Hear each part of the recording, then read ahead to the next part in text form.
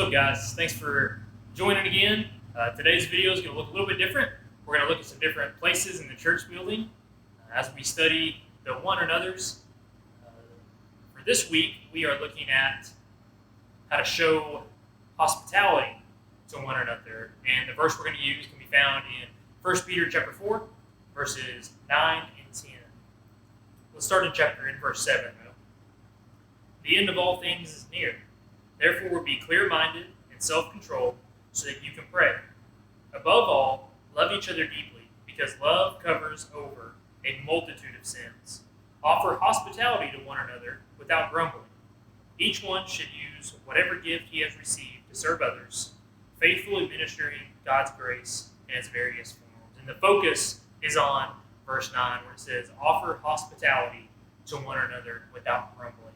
And so the question is, what does it mean to offer hospitality to one another? When I think of hospitality, maybe when you think of hospitality, your mind automatically thinks about having guests and providing them food. Maybe to your house, maybe elsewhere. If we think about stories in the Bible, the hospitality story always goes to the story of Mary and Martha. And I'm here to tell you that hospitality is much more than that. In fact, in 1 Timothy and in Titus, where there's lists for the elders and deacons, hospitality is included in, I can't remember which one it is, but in some of those lists. So men who are leaders in the church are to show hospitality to one another. And it's more than just a woman's duty. Men should lead that in their families. And so hospitality happens in the kitchen, is what you might think, but it's more than that. This may be the place where we always think about it, but I'm going to walk you through some other places where hospitality has to happen. So before we go any farther, let's talk about what the word hospitality actually means. I'm by no means fluent in any sort of Greek. I just read what smarter people than me have written, and I explain that to other people. So this word for hospitality, as used in 1 Peter, comes from two Greek words. The Greek word for friendship or love, or the kind of love that we have for our friends. And then the second word is stranger or foreigner. So really, the word hospitality means friend of stranger or lover of guests. Sometimes the word stranger can mean a lot of different things. Sometimes it can mean somebody who's a foreigner or from a different country. Other times it could just mean somebody who's in a new environment, somebody who is not accustomed to the environment that they are in. If one of your brothers or sisters invites a friend over, they're a stranger. They're a guest. You wouldn't call them stranger, but they're a guest. So when it comes to hospitality, it's everything that's involved with being kind to guests, with loving guests, with being a friend to our guests. So let's walk around a little bit and talk about how we can do that better. You know this room behind me. This is the fellowship hall. And while this maybe not seem like the place that you show hospitality to strangers, it really is a place that we get to show an incredible amount of hospitality to people that are not accustomed to visiting our building every week. When I think about what we do throughout the year, in the fall, we have football breakfast, so we have strangers or guests in this room for 12, 13 weeks some years to encourage them, to show them some love, to show them some great things in Scripture. This is a room that a lot of hospitality happens in.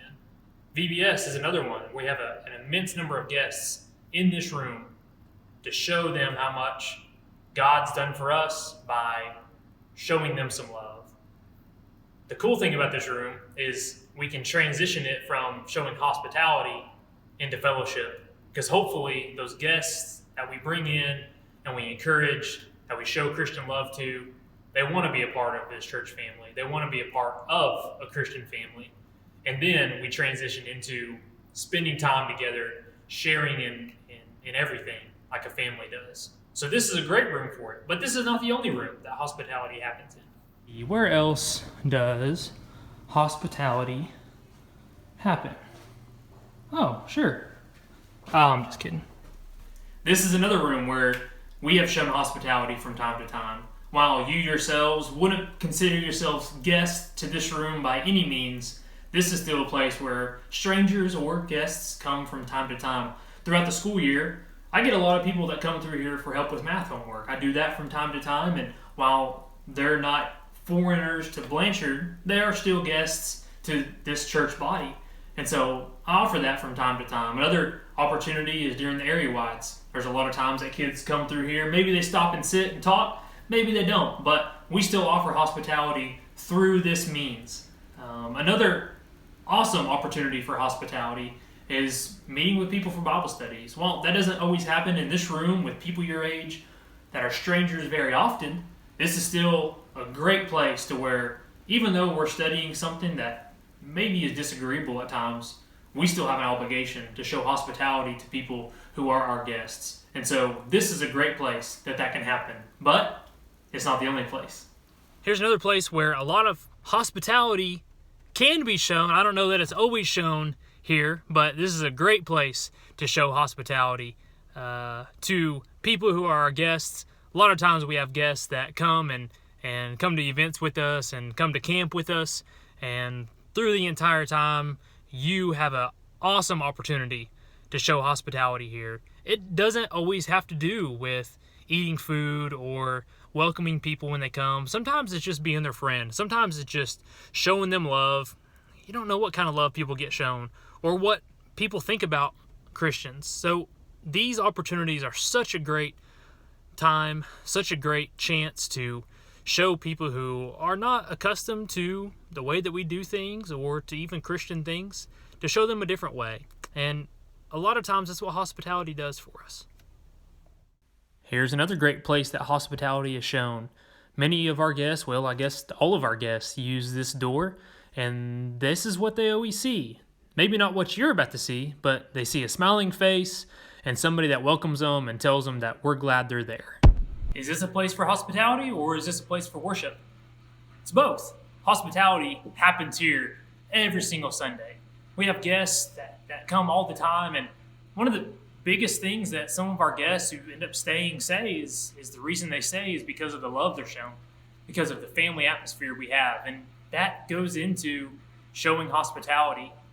Your parents, our church family, your grandparents maybe even, they've done an awesome job of creating a culture here that fosters hospitality, that shows hospitality, that offers hospitality to our guests. And then whenever those guests become part of our members, part of our family, we turn around and continue to show the love to them as a family member. And then they continue to show love to other guests that we might have. It's such a great thing to be able to sit in pews, but sometimes it's hard to show hospitality in pews. A lot of times it's better to show it in other locations. And of course, you guessed it, this is not the only place that you can show hospitality.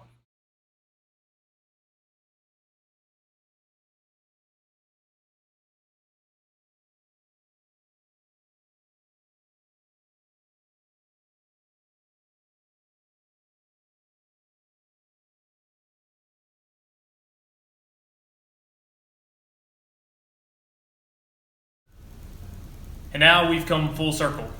We were in the old kitchen to start. I figured it'd be fitting to finish in the new kitchen. And while we said earlier that the first thing we think about when we think of hospitality is oftentimes a kitchen or providing a meal, that doesn't mean that that's not involved. A lot of times that is how we show hospitality. It's funny how during this pandemic, I'm reminded how many conversations, how much time is spent with other people surrounding a table, eating together. And what a great way to show hospitality to our guests. And just because it's in a kitchen or it's in a food setting doesn't mean that that's an expectation for only our women. It's an expectation for us men as well to show hospitality to strangers, to foreigners, to the guests that we have in our homes, in a church building, outside, in our workplaces, at sporting events, whatever it is. Let's conclude by going back to 1 Peter chapter 4. And I actually want to point you to the beginning of 1 Peter in verse 1, chapter 4, verse 1. Therefore, since Christ suffered in his body, arm yourselves also with the same attitude, because he who has suffered in his body is done with sin. Just like we talked about last week, we turn the page back a little bit, and the authors always point you back to the cross. Remember that since Christ suffered, arm yourselves with the same attitude. Since Christ offered such hospitality to the guests that he encountered, we should do the same way. In verse 7, Peter also brings to mind the fact that the end of all things is near. Some 2,000 years ago, they believed the end of all things is near, and we're living in that time where the end of all things is near. Remember that your life is just but a vapor. How are you going to spend that time? Are you going to spend that time on your earthly desires? Or are you going to spend that time having the same attitude of Christ and spreading love to strangers, to guests, but also to your family and your church family?